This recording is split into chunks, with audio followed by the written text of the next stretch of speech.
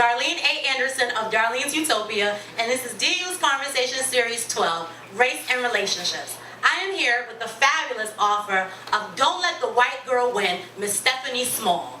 Welcome, Stephanie. Thank you very much.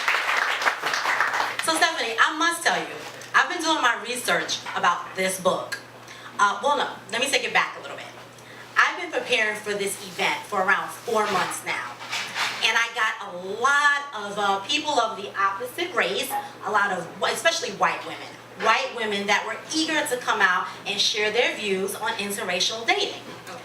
As soon as I put Stephanie's book up on the promo, all that changed. Y'all will see throughout the series that we don't got nary white person on our panel. They felt as if, and I know that what I'm saying is something that you've experienced in writing this book. They felt as if it would be accusatory, that I was literally setting them up to come up here and just get lynched for hundreds and hundreds of years of wrongdoing. And I was like, but that's not what the book is about. And I tried to explain the book, but they didn't want to hear it. And I think it really came from another place of experiences that they've had from black women, which we'll talk about. But I want to know, have you experienced this and sharing the book with the opposite race yourself? Absolutely. I get this all the time. Generally, the feedback I get is people are either curious or they're furious. One or the other. They're either like, this is great, or, I can't touch this. This is too controversial. So I get that feedback all the time. So I'm usually prepared to kind of handle the backlash that comes with the title. And that's the first onlook, but when you go a step further, what's the subtitle of the book?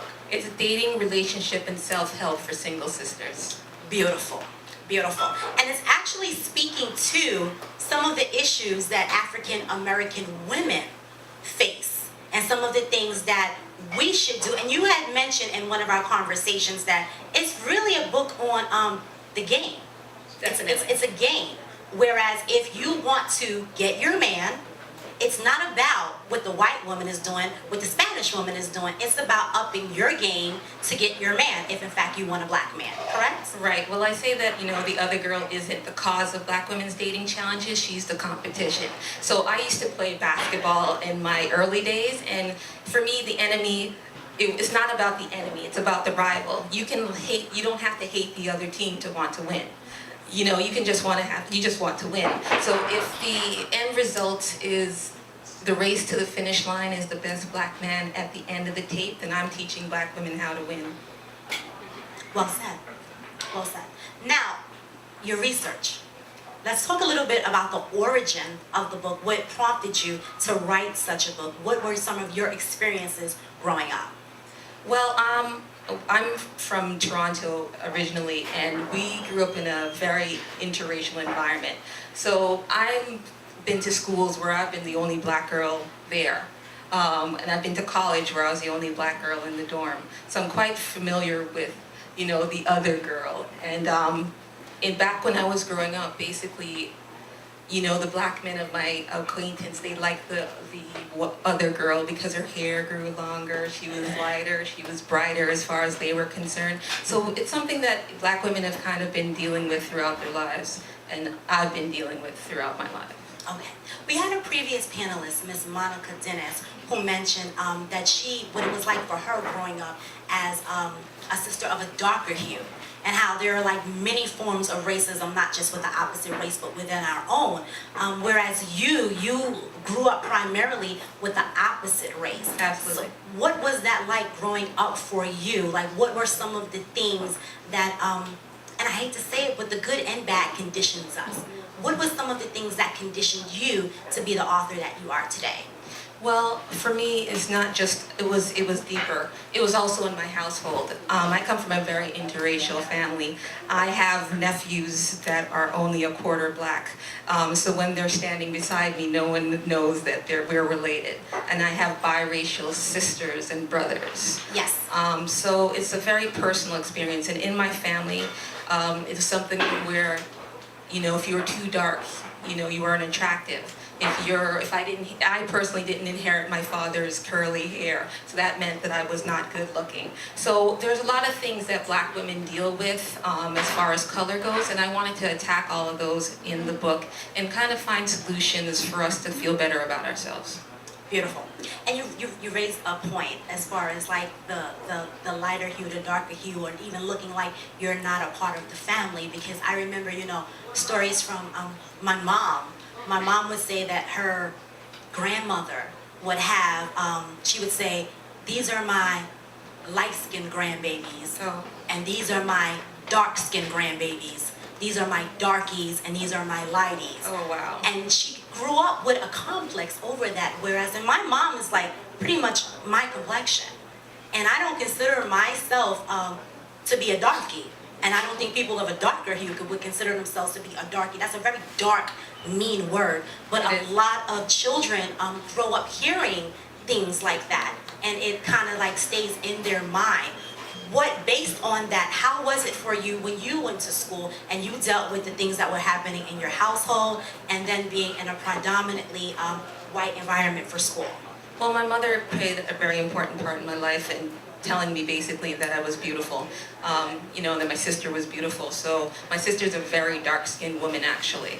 And my mother always used to say that you're the most beautiful person I know. So she fostered our self-esteem so that we always felt good about ourselves. But when we were on the playground, it was tough because, the blonde girl or the brunette girl or the light-skinned girl was basically given more of the love. And we were told that we were ugly because, if you're a black girl, your hair doesn't come out of the braids till you're like practically in your teens.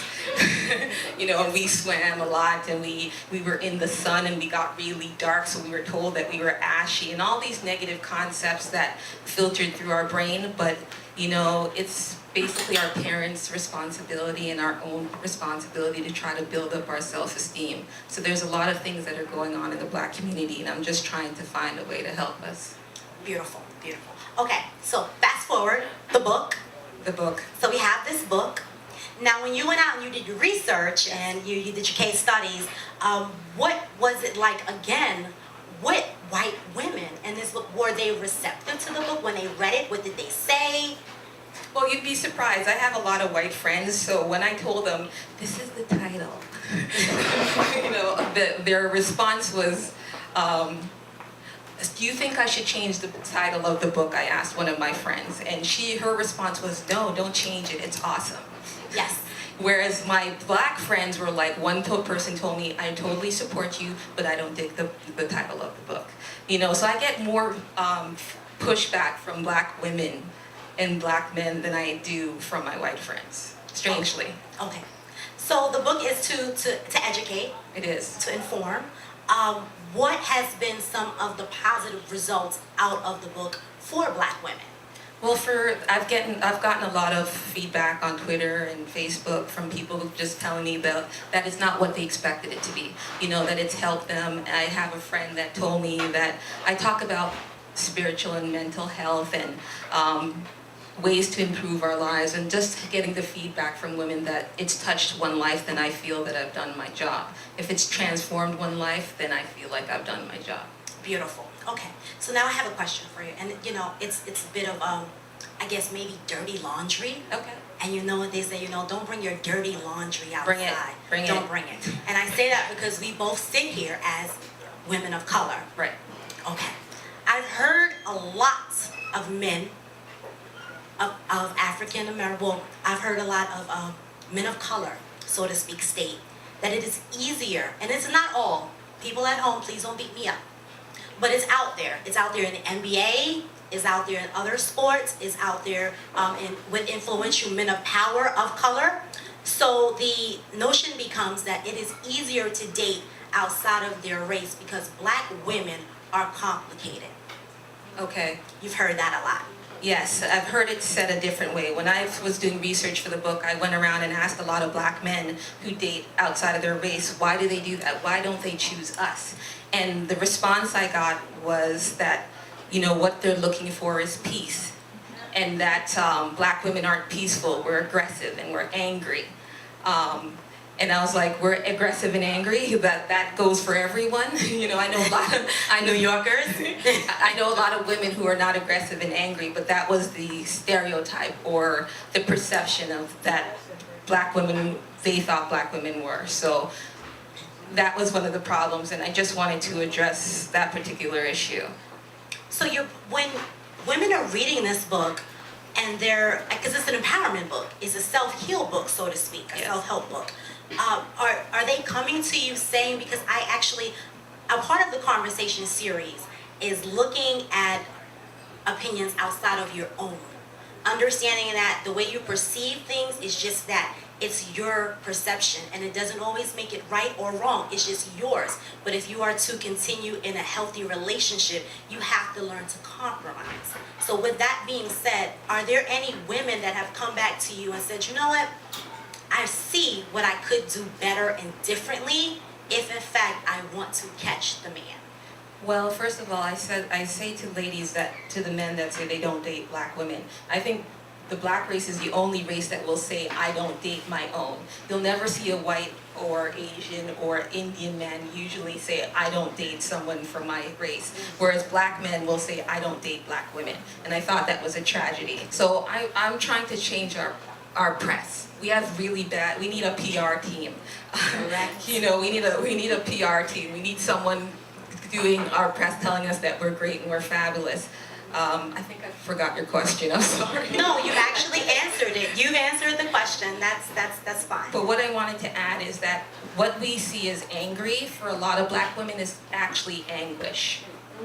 Okay, so it's not we're not angry black women, we're anguished black women. So it's important for us to deal with the things that are behind that. So if black men won't date us because, you know, we're perceived as aggressive and angry, then we have to deal with our daddy issues, the baby daddy issues, the emotional issues, the spiritual issues, the weight issues, the hair issues. We have a lot of issues, and I try to touch on all those. Because we have to solve, I give you an external cause, which is the white woman, but there's an internal solution.